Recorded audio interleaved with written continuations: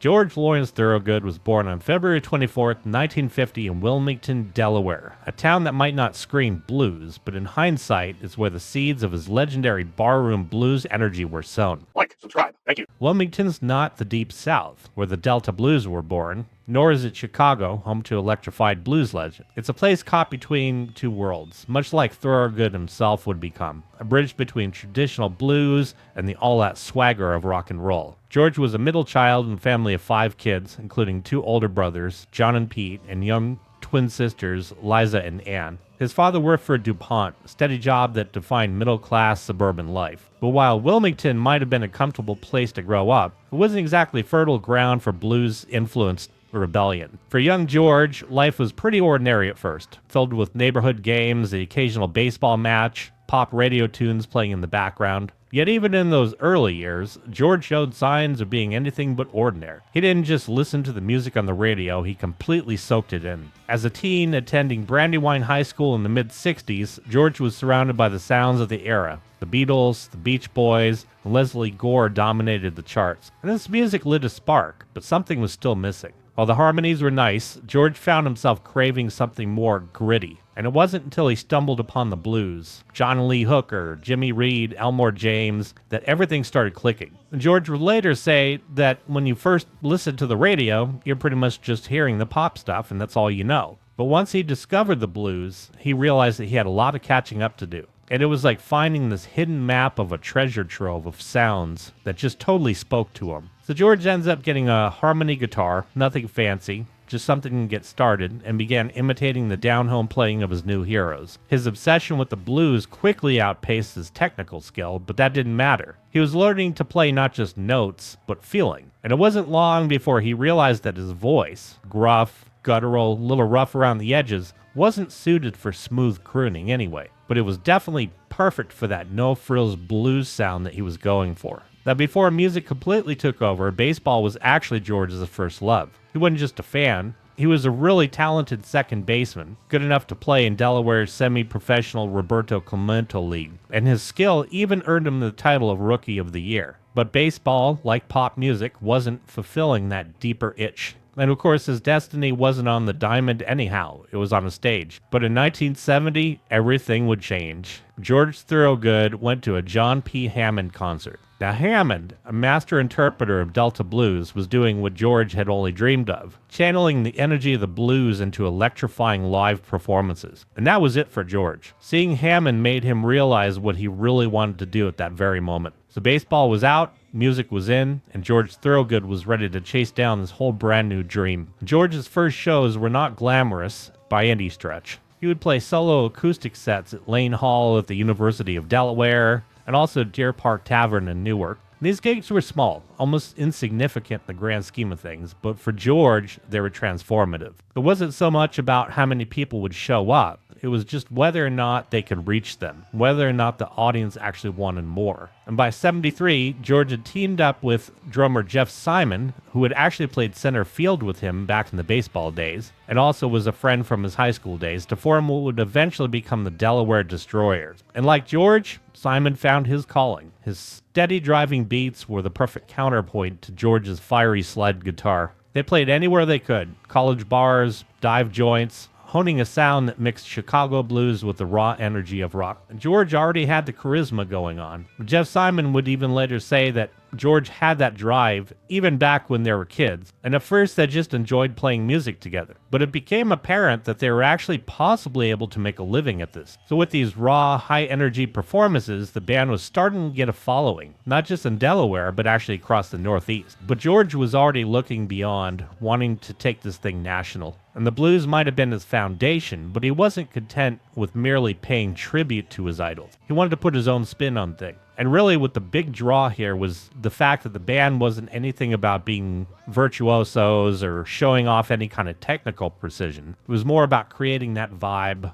that connection. And it totally worked. By the mid-70s, George Thorogood was no longer just a kid with a harmony guitar dreaming of the blues. He was on a mission, determined to take this fiery blend of rock and blues to the masses. And from here, George's story would explode into tales of relentless touring, iconic hits, and legendary live performances. By 1974, George Thorogood and the Delaware Destroyers were beginning to feel the spark of something special. Still unpolished, the band's energy was definitely there. They didn't play songs so much as they unleashed them. Their sound was a night-long brawl of slide guitars, stomping rhythms, and Thorogood's snarling vocals. They started venturing into New York City, where they played grimy, smoke-filled clubs like CBGB and a venue much more famous for hosting punk acts. But despite being a blues rock act in a punk crowd, they didn't hold their own. They actually commanded attention. And by this time, George honed his stage presence, with that trademark mix of swagger and working-class grit making him a natural showman. He didn't play for the applause, he played to get under your skin. He wanted that slide guitar to hit like a punch in the gut and his vocals to sound like a warning. And it totally worked. So by 1974, George Thorogood and the Delaware Destroyers had begun recording what would become their first album, Better Than the Rest. The sessions were pretty straightforward,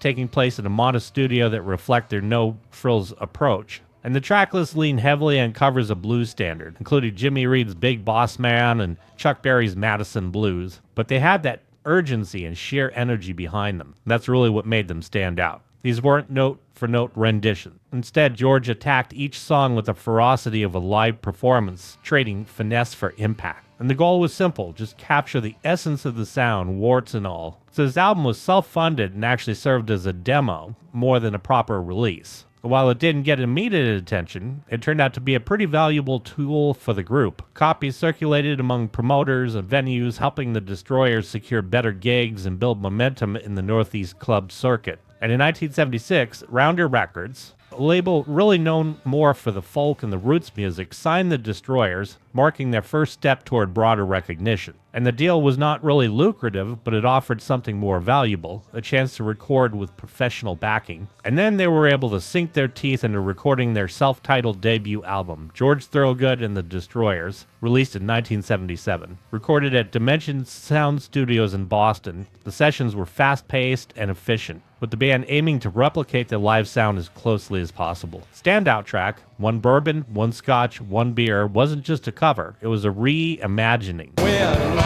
Mr. Bartender, set him up again. One bourbon, one scotch, one beer. Thorogood blended John Lee Hooker's signature groove with a spoken word narrative that turned the song into this gritty, almost cinematic kind of vibe. And the track became centerpiece of their live shows, with its call and response section often drawing wild reactions from the crowd. And although the album didn't chart, it actually garnered critical attention. Critics loved that unvarnished energy and Thorogood's ability to bring this fresh perspective to classic material. And for the band, it was a validation of their approach. Proof that they really could stand out in a crowded music scene. With the success of their debut, the Destroyers returned to the studio in 1978 to record Move It On Over. But this time, however, the stakes were higher. Rounder Records invested more resources into the project, and the band was determined to make an even bigger impact. The album's title track, a reinterpretation of Hank Williams' 1947 hit, was an immediate standout. Thorogood transformed the mournful country song into this wild, driving rocker. The rhythm section, anchored by Jeff Simon's relentless drumming and Billy Blau's steady bass lines, gave the track a pounding intensity that made it impossible to ignore. Other tracks like Cocaine Blues and It Wasn't Me showcased the band's ability to switch between humor and storytelling, all while maintaining a consistent groove. These songs weren't just covers, they were transformations, reshaped to fit the Destroyers' unapologetically loud and fast style. Who Do You Love became another fan favorite, with its hypnotic Bo Diddley beat and Thorogood's growling vocals giving it that total edge that became just famous for the group. And of course, the album's success wasn't just in the studio. It actually translated straight to the stage. The songs became staples of their live sets. So by the late 70s, the Delaware Destroyers were earning a reputation as one of the hardest working bands on the road. They weren't touring to promote albums so much as they were performing to survive. The Destroyers didn't shy away from the small venues. In fact, they thrived in them. Dive bars, college auditoriums, roadhouses became their proving grounds. The band would travel in a beat-up van packed with gear, hitting multiple cities in a week, often playing for 2 shows a night. Every performance was a high-octane assault, with Thorogood slide guitar cutting through the air like a buzzsaw, and Jeff Simon pounding out beats that seemed to dare the audience not to move. And the relentless schedule definitely took its toll, but it also sharpened the band into a well-oiled machine. George would say, hey, if the crowd isn't into it, you just play louder. With 2 solid albums and a growing fan base, George Thorogood and the Destroyers were gaining traction. But what truly set them apart was their identity. They weren't chasing trends or trying to outshine anybody. Instead, they plowed through it like a Mack truck, making music that made people move. Thorogood's guitar playing was just straight up meat and potatoes. No flash, just all feel. His slide work was fast and aggressive, but not overly technical. And as the 80s loomed, the band was on the cusp of something bigger. With their ultimate blend of blues, rock, and energy, the stage was set for them to break into the mainstream. The dawn of the 80s found George Thorogood and the Delaware Destroyers at a critical juncture. They had the albums, they had the ability to captivate audiences, but the next step wasn't just about playing the music, it was actually getting it heard on a larger scale. In 1981, the band hit an unprecedented milestone. They ended up opening up for the Rolling Stones for their Tattoo You tour. Sharing the stage with one of the biggest acts in rock history was no small feat, and for Thorogood, it was a chance to show what he and the Destroyers really were made of. Playing the stadium crowds was a stark contrast to the dive bars and college halls that they were used to. But the Destroyers attacked the stage with the same ferocity that earned them their grassroots following in the first place. And their sets ended up winning over audiences who had come to see the Stones, but left talking about the Destroyers as well. So now they weren't just a regional phenomenon. They were at the national level and not looking back. However, if the Stones tour was about showing the world what the Destroyers could do, their infamous 50-50 tour later that year was about proving it to themselves. The concept was crazy. 50 states in 50 days. At the time, nobody had attempted anything like it before, and for good reason. It was a logistical and physical nightmare. The tour would start off in Honolulu, Hawaii, and take them all the way to Washington, D.C., with every stop in between. There were no shortcuts. Each state got its own show. The Destroyers crisscrossed the country in a grueling marathon of travel and performance with little time to rest. While the tour took its toll on the band, it also solidified their reputation as one of the hardest working acts in the business. And it wasn't just a publicity stunt. The 50-50 tour really showed the Destroyers' ability to work hard and just how dedicated to the craft they were. They didn't just survive the tour, they actually thrived on it, building their fan base in places most bands totally would have skipped. And in 1982, George Thorogood and the Destroyers released their 5th album, Bad to the Bone, and that's when everything changed. The title track wasn't just a song, it was an anthem. Built around one of those licks that's like a rite of passage for any beginning guitar player starting out. The track oozed of attitude. Bad to the bone.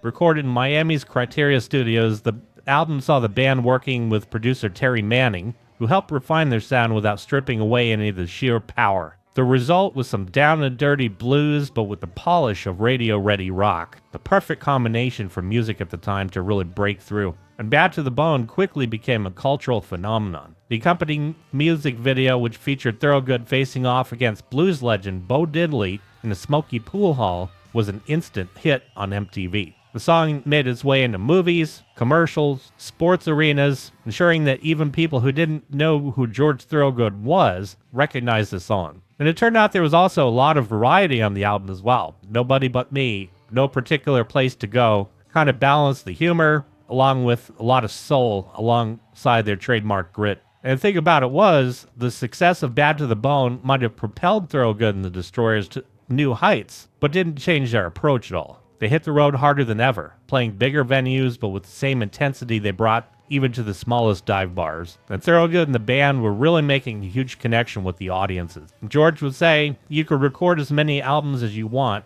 but nothing beats playing live. That's really where the magic happened. And by the mid-80s, George Thorogood and the Destroyers had truly carved out their place in the music world. They weren't competing with the flashy hair metal bands dominating MTV or the polished pop acts topping the charts. Their stuff was much more rooted in authenticity. And as the mid-80s transitioned to the late decade, George Thorogood and the Destroyers found themselves at a crossroads familiar to many of the bands that climbed from humble beginnings to international recognition. The challenge wasn't just maintaining their momentum, it was doing so without compromising that authenticity that really defined their sound from the start. Following the massive success of Bad to the Bone, the band released Maverick in 1985. And this album really showed Thorogood's ability to walk the line between tradition and accessibility. While Bad to the Bone leaned heavily on swagger and anthems, Maverick brought a slight shift toward refinement, featuring more radio-friendly tracks like Willie and the Hand Jive, a Johnny Otis cover, and the rollicking Gear Jammer. And what really remained unchanged was just the bite of their live performances during this time. The Destroyers remained relentless road warriors, continuing to tour with a frequency that defied the typical superstar trajectory.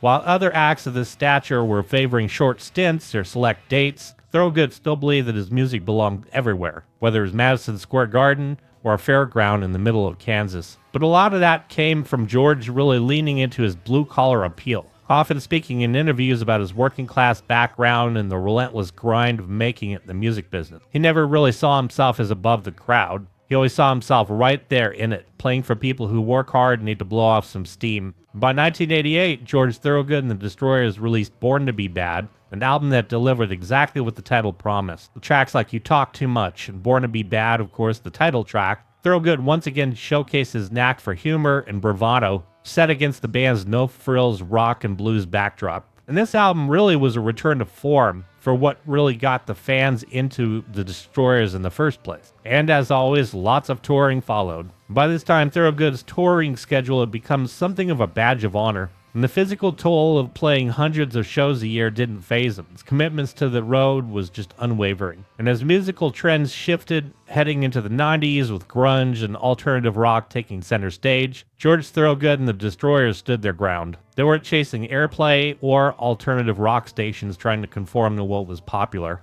Instead, they just leaned into their niche, playing to the audience that really had been with them since the beginning. Albums like Boogie People in 91 and Haircut in 93 didn't dominate the charts, but they reinforced the band's sound. Singles like Get a Haircut and Get a Real Job became staples of the live shows, connecting with fans who really liked the band's refusal to take themselves too seriously. George knew what the fans wanted, and he delivered it with the same swagger that had defined his early career. And by the late 90s, George Thorogood had established himself more than just a musician. He was actually a full-on institution. As the 2000s rolled in, George Thorogood and the Destroyers found themselves navigating this dramatically transformed music industry. Physical album sales were totally taking a hit, digital downloads were on the rise, and the live concert circuit was becoming much more competitive. But they still kept marching forward, relying on the same principles that defined their earlier career: relentless touring, no-nonsense performances, and a steadfast connection to the audience.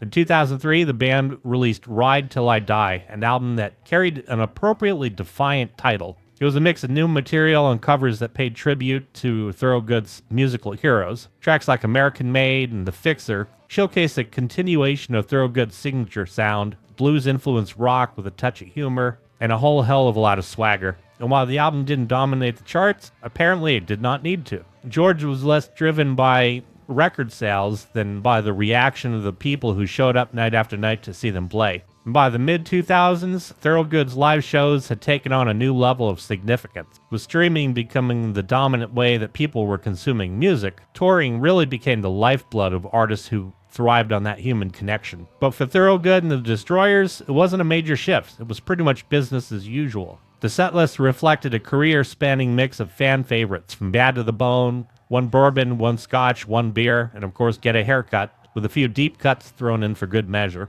And it turns out that those raspy vocals and searing slide guitar, larger-than-life stage persona, reminded fans that some things will just never go out of style. And though he had always downplayed the importance of accolades, Thorogood's contributions to music did not go unnoticed. In 2004, Bad to the Bone was inducted into the Blues Foundation Hall of Fame as a classic of blues recording. And the recognition really wasn't just for the song itself, but for what it represented. A bridge between traditional blues and mainstream rock, that had really brought the genre to new audience. And in interviews, Thorogood would remain humble about such honors, often shifting the focus back to the artists who inspired him, saying that he didn't invent anything, but that he was just carrying the torch. And as the band approached their 40th anniversary, George Thorogood and the Destroyers continued to hit milestones that few could have predicted. In 2014, they released George Thorogood and Delaware Destroyers, 40 Years Strong, a compilation album that celebrated their decades-long career with re-recorded versions of classic tracks, as well as a lot of fresh material. In that same year, the band embarked on the 40 Years Strong tour, proving that their passion for performing was totally undiminished. But then not long after came some serious setbacks. In 2019, Thorogood revealed that he had been diagnosed with a mild form of esophageal cancer. And while the news was sobering, it didn't slow him down for long. After getting treatment, he returned to the stage with the same grit and determination that had defined his early career. Thorogood's resilience in the face of health challenges became another layer of his legacy. And as George Thorogood and the Destroyers entered their 5th decade as a band, the legacy was secure. For some, Thorogood might always be synonymous with Bad to the Bone, but those who followed his career understood that there was so much more to the story. He's not just a musician, he's a storyteller, a showman, and a torchbearer for the blues. Thorogood's journey from Wilmington to international fame isn't just a story of success. It's proof of all the power of the hard work, authenticity, and an unwavering commitment to staying true to one's roots.